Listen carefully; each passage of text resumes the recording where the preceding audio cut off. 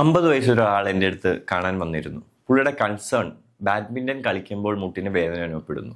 So പുള്ളിയുടെ worry എന്തായിരുന്നു? പുള്ളിയുടെ ആവശ്യം എനിക്കിനി ബാഡ്മിൻ്റൺ കളിക്കാൻ പറ്റുമോ, അല്ലെങ്കിൽ ഈ വേദന അനുഭവപ്പെട്ടത് കൊണ്ട് ഞാൻ കളി നിർത്തണോ, ബാഡ്മിൻ്റൺ കളിക്കണോ വേണ്ടയോ? നമസ്കാരം, ഞാൻ doctor Ankit Jose, consultant arthroscopy and joint preservation surgeon. So എക്സേഷനിൽ മാത്രം പെയിൻ അനുഭവപ്പെടുന്നു. May be you are around 45-50 age, but നന്നായിട്ട് ആക്റ്റീവാണ്, റിക്രിയേഷണൽ സ്പോർട്സ് ഉണ്ട്, സ്ട്രെങ്ത് ട്രെയിനിങ് ചെയ്യുന്ന ഒരാളാണ്.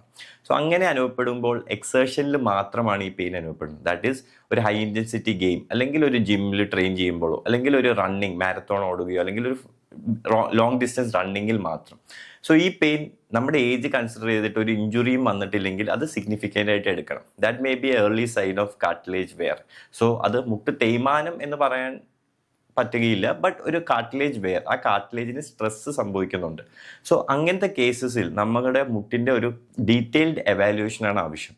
മുട്ടിൻ്റെ അലൈൻമെൻറ്റ്, മുട്ടിൻ്റെ മസിൽ സ്ട്രെങ്ത് എത്രയുണ്ട്, മുട്ടിൻ്റെ ജോയിൻറ്റിൻ്റെ സ്റ്റാറ്റസ്, മുട്ടിൽ നീര് വരുന്നുണ്ടോ, മുട്ടിൻ്റെ MRI സ്കാൻ, മുട്ടിൻ്റെ എക്സ്റേ, ഇതെല്ലാം നോക്കി നമ്മുടെ ബോഡി മാസ് ഇൻഡെക്സ് എല്ലാം നോക്കിയിട്ട് വേണം ഒരു ഡീറ്റെയിൽഡ് പ്ലാൻ ഡിസൈഡ് ചെയ്യാൻ. ബിക്കോസ് പേഷ്യൻറ്റിൻ്റെ എക്സ്പെക്റ്റേഷൻ എന്താ? ബേറ്റ്സിന് തിരിച്ച് ബാഡ്മിൻ്റൺ കളിക്കാൻ പോകണം. So always yes, there is always a solution to that problem. അല്ലാതെ ബാഡ്മിൻ്റൺ കളിക്കരുത് അല്ലെങ്കിൽ അത് നിർത്തണം എന്നതല്ല ഒരു സൊല്യൂഷൻ. അത് ഒരു സൊല്യൂഷനായിട്ട് ഞാൻ കാണുന്നില്ല. So always there is a solution. ആ solution should be patient centred അല്ലെങ്കിൽ patient specific. So for further such help tips, follow me.